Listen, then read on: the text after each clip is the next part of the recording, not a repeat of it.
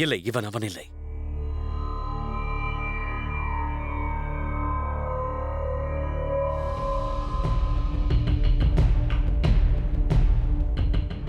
இவர்களில் யாருமே அவன் இல்லை.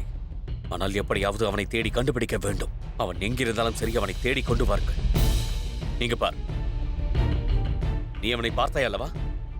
நான் அவனிடம் பேசும்போது நீ அங்குதான் இருந்தாய். அதனால் நீயும் அவனை பார்த்திருப்பாய் அல்லவா? சென்று அவனை தேடி அழைத்து வா.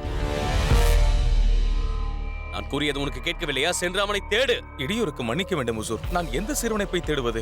அந்த சமயத்தில் தங்களை தவிர வேறு யாரும் இல்லையே. நீ எவ்வளவு தைரியம் இருந்தால் நீ என்னிடமே கேள்வி கேட்பாய். அப்படி என்றால் நான் பொய் கூறுகிறேனா? நான் பொய் கூறுகிறேனா? நீங்கள் என்னிடம் கூறுங்கள்.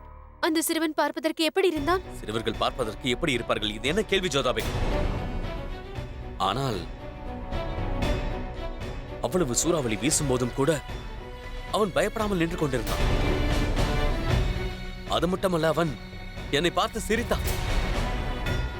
அவன் ஒன்றும் அந்த அளவுக்கு பெரிய பையன் அல்ல. கிட்டத்தட்ட அவன் இவ்வளவு உயரம்தான் இருப்பான். கிட்டத்தட்ட என் மார்பின் அளவிற்கு. அது மட்டுமல்ல, அவன் கண்கள் மிகவும் பெரியதாக இருந்தன.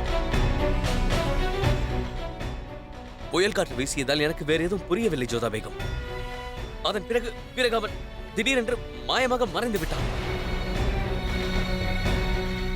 ஆனால் ஒன்று, அவன் எங்கு ஒளிந்திருந்தாலும் அவனை நான் நிச்சயமாக தேடி கண்டுபிடிப்பேன். இரவுக்கு தேவையான ஏற்பாடுகளை நீங்கள் செய்துவிட்டீர்களா? தங்கள் கட்டளைப்படி அனைத்து வேலைகளையும் நான் செய்துவிட்டேன் ஷகன்ஷா. உளவாளிகள் தயாராக இருக்கிறார்கள். உணவு மருந்தும் தயாராக இருக்கிறது. அதிகாரிகள் கண்காணிக்கிறார்கள். ஆனால் எப்படியாவது அந்த சிறுவனை கண்டுபிடிக்க வேண்டும். அவன் நிச்சயமாக இங்குதான் எங்காவது ஒளிந்திருக்க வேண்டும். அரண்மனை முழுவதுமாக தேடி பாருங்கள்.